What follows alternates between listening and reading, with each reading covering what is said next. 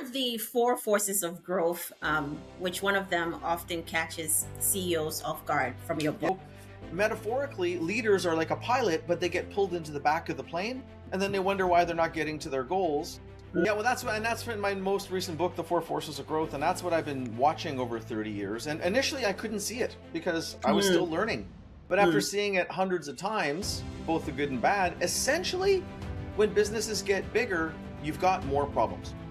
And people get, some people, the ones that stall, get pulled down by the problems, and the leader of the business gets distracted too much by the problems, and they stop doing the things that grow the business. So think about it as if the pilot of an airplane, if their job is to get the plane to their altitude and then the destination, if the pilot gets distracted by some loose baggage under the plane or an unruly passenger in the back, and the pilot's busy in the back of the plane and not flying, who's flying the plane?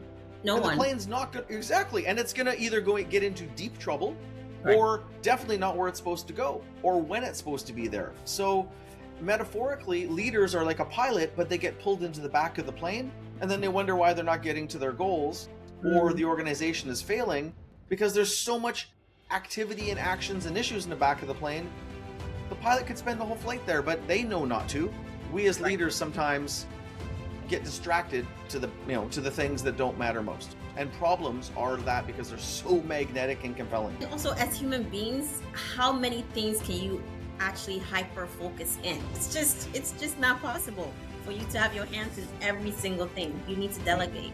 You do, and you also need to step away from drama. We love drama as human beings. That's why the most successful news organizations are bad news organizations, because we're pulled to drama. We're pulled to problems because they're kind of exciting, and they make us.